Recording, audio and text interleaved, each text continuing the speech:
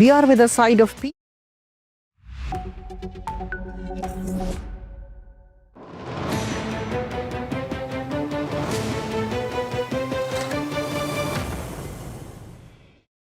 Hi, you're watching NewsX and I'm Megha Sharma.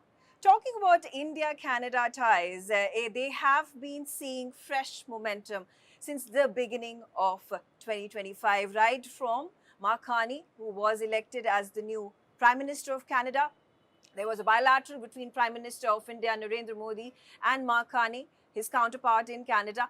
And this happened on the sidelines of the G7 Kananaskis Leaders Summit. Both leaders spoke to each other. Our diplomatic relationship was reinstated.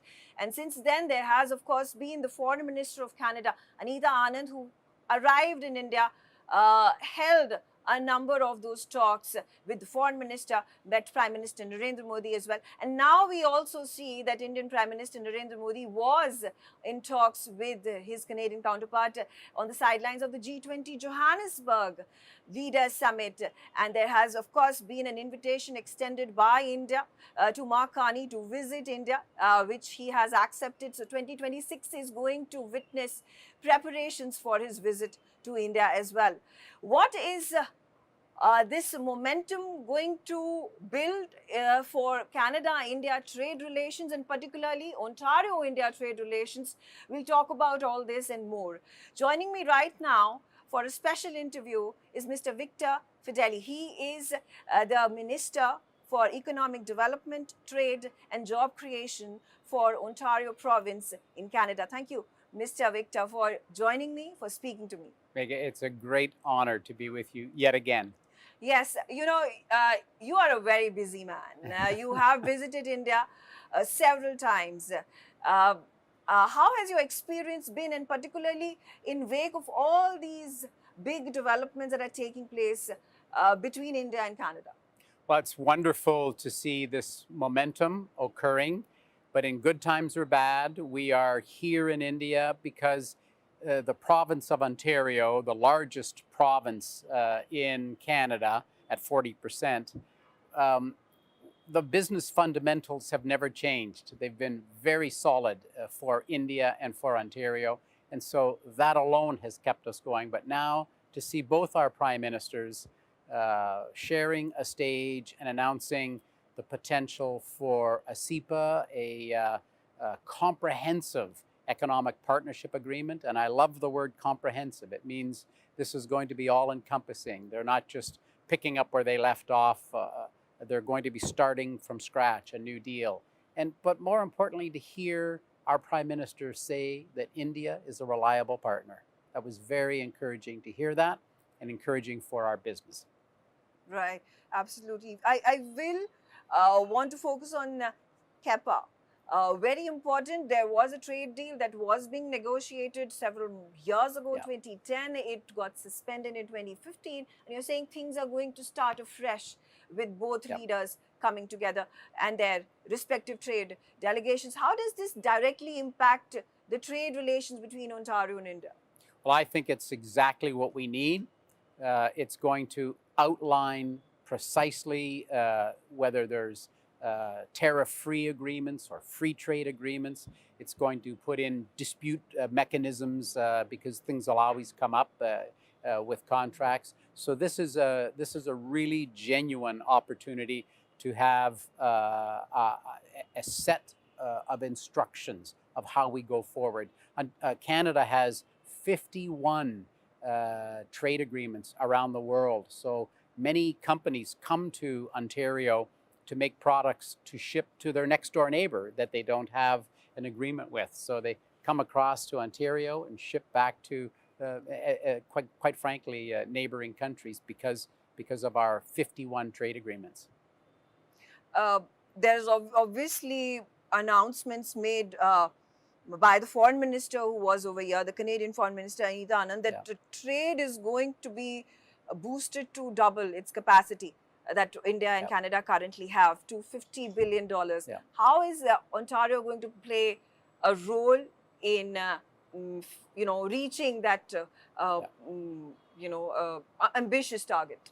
I would say we will be the senior province in Ontario to help the countries meet that target, and for a couple of reasons. First of all, we are the second largest tech cluster in all of North America. So when Indian companies look for a beachhead in North America, they'll land in Ontario, much like HCL or Wipro or Paytm and others like that, TNL. They'll come to Ontario for the talent that we have. 86,000 STEM graduates every year in our small province of 14 million. So that's business as usual for us, though. We will also see two other new fronts: critical minerals, where Ontario is the only jurisdiction in the entire North America that has all of the critical minerals necessary to make a lithium-ion battery. In our backyard, I live in the north part of Ontario in the mining sectors. We have cobalt, nickel, lithium, graphite, all of these pieces. So we are looking for partners, yes, from India and around the world, who will help us in processing these minerals, and they can have offtakes from that. We want to pull the rocks out of the ground, but add value to them in Ontario. We want to process them in Ontario.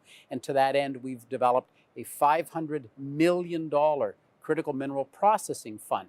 We've seen Japan's Mitsubishi take advantage and come and assist a lithium company to make lithium hydroxide to be used in batteries. So that's important to that $50 billion. We also have nuclear technology. We have sold CANDU reactors around the world. In 1962, we began, and we've had 4.6 million hours of operating safely and error-free. 4.6 million hours since day one that you've heard only great success from our CANDU reactors. And now we are building the G7's first ever small modular reactor. So we are the senior level of understanding of nuclear, critical minerals, and tech. As you mentioned in your figures, that the trade between India and Ontario has increased 59%. But we take a look at the other Southeast Asian nations, where you talk about Vietnam, or you talk about other Southeastern countries where trade has increased, I think, substantially more than India. How is this gap going to be filled? What is the target for Ontario in the coming years? Well, the target is to honor the federal government's arrangement of hitting 50 billion by 2030. It's going to be very aggressive, but we think we have exactly what it takes to get there. And yes, there's work to do. There's much more work to do. We've sputtered over the last couple of years with federal geopolitical circumstances. So we have seen others like Vietnam and other countries in Southeast Asia far surpass that 59%. We have a lot of catching up to do, and we'll get there because we have both countries have what it takes to get this done. You met the Indian Commerce Minister Piyush Goyal only yesterday. Very positive statements coming in from you and the Commerce Minister. There was the Indo-Canada Business Chamber dialogue that happened yesterday as well. What are the key takeaways? Well, meeting your Commerce and Industry Minister was one of the highlights of the trip. He is just a remarkable minister and really wants to get this done. It was no pomp and circumstance, jackets off, sleeves rolled up, get down to work and talk about, how do we make this happen? Let's talk about a plan to go forward. So I was very encouraged by that. Look, I think the elephant in the room, or the two elephants in the room, are the United States and China. The United States, to us in Canada, is no longer a reliable partner. They're still our largest partner. They always will be. They're next door. 80% of our trade around the world is done with the United States. I mean, it's just so easy to get on a plane in the morning. We have a 70-cent dollar compared to the United States. You get on that plane, you go down, you fill your order book, and you come home. If you can't do that, you shouldn't be working for the company, So, but they're no longer a reliable partner. And China, they have completely weaponized critical minerals. And so it puts us in the arms. I call it the Trump accelerator. We've always been friends with India, but maybe we have a little bit of a kick in the pants in Canada out the door to go and explore the rest of the world, where we only do 20% of our trade. I was coming to that. Do you think the trade tariff war that has been waged by US President Donald Trump, 35% tariffs that have been imposed on Canada, talking about the auto and metal industry that has been heavily impacted because of this tariff war. Yeah. Do you think Canada has been pushed in the direction of global South, Southeast Asia, and specifically India? And the momentum has gained a fresh impetus, perhaps by this trade war that we witnessed today. Absolutely, it's an unprovoked trade war. We're like every other country. We have 50% tariffs on steel and aluminum, if you can imagine, 45.5% on softwood lumber, and the tariffs that you spoke about are standard on almost everything else. It's really woken the world up. But to be clear, we had been pushing for greater trade around the world. Last year, before Trump, before Liberation Day in January, last year we had 409 international companies land in Ontario, invest $40 billion, and hire 24,711 people. So we have been growing outside of the United States, but certainly this has given us the impetus. Let me add, in Europe, they have 27 countries with generally free trade. United States, 50 states, generally free trade. In Canada, we have 10 provinces and 3 territories, and it's easier to ship a product to Texas than to Alberta or to another province.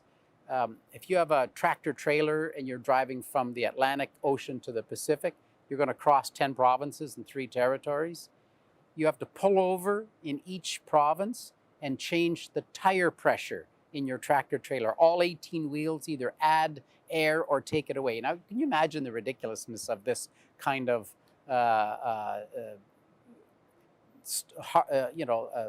abrupt stop to free trade? So we've got to get over that. And President Trump has given us that accelerator.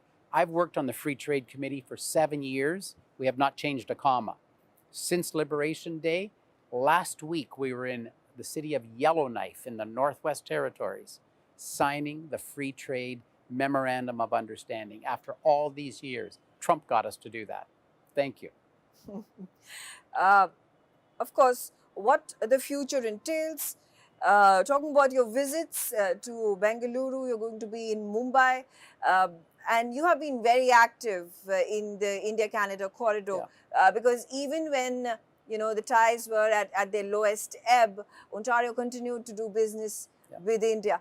With this fresh momentum, there is an invitation to Prime Minister Carney to visit India. 2026 is the year that has been set. Our provinces, whether governed by conservatives or the liberals, stand united in that common cause for building closer ties with India.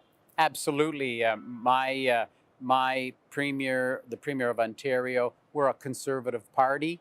The federal government is a liberal party. My Premier has no political feeling at all. He is great friends with the Prime Minister. We're pushing Canada forward, especially under this this tariff war that we are in. We're at war with the United States, and it's an economic war. And we've tied together, independent of political stripe. We've just put those aside, just like we did during COVID. We put those aside and fought that war together. And so here we find ourselves in the trenches again against a common enemy. Are there any visits of Premier Ford on the anvil? He has line ministers for that, and that's my job. He's I sit beside him in the legislature, and he looks, when I'm sitting beside him, he looks at me and he says, "Buddy, there's no sales when you're sitting here. Get out. So that's my job. Yeah, you have a very hectic job. Your schedule is chock-a-block. Again, do specify on what is going to be specifically on your agenda. You've already completed your tasks in Delhi. What is happening in Mumbai and Bengaluru? We're going to, of course, in Bangalore, we'll be meeting with tech companies, which is their area of expertise. We hope to attract one to have a foothold, a stronghold in North America, in Ontario, because it always, as they add 100 or 1,000 people in Ontario, they feed the profits back to the ownership here in India and solidify the company. And we are an AI hub around the world. It's the cradle of AI. This is where machine learning was invented by Dr. Geoffrey Hinton, won his Nobel Prize this year. That's Toronto. That's Ontario. We have tens of thousands of AI workers in Ontario, 400 AI companies, 1,800 AI masters are enrolled this year. This is a real opportunity for Indian companies to gain expertise out of Ontario in the field of AI as well. So that's one of the strengths we have both in Mumbai and that we'll offer in Mumbai and in Bangalore. There's also, a push that has been made for reinstating diplomatic relations, increasing the number of diplomats both in India and in Canada because of the kind of interface both countries have, whether we talk about trade that you've already spoken about at length, or what people-to-people relations. How does the skill force from India help in building potential industrial segments? How does this support the trade ecosystem, industrial ecosystem of Canada? Well, first, on to your first part, we will leave the geopolitical discussions to the federal governments. That's their role, that senior level of government. We'll leave that to them to iron all of that out. From our perspective, we're like a machine in Ontario. We're just like a machine, always working and always forming partnerships, bringing people together. We think the Indian companies are exactly what we need, and we think we have the talent and the ecosystem that's exactly what the Indian companies need. So that's why we think that we're a great fit. We have always been viewed around the world as, in this very tumultuous times with Russia's war in Ukraine or the war in Israel, China's big mitt across everybody's supply chain, 80–90% of critical minerals. As I said, they weaponize them now. We really are viewed as a stable, predictable, dependable, reliable jurisdiction that follows the rule of law. But again, it's that predictability. When you wake up every morning and look at your phone and wonder what new hell has President Trump brought us, you know that you've got a stable place to land in Ontario. Thank you very much, Mr. Victor Fedeli, for joining me, speaking to us on NewsX. Always a real pleasure to meet with you again, Megha. Thank you very much. Thank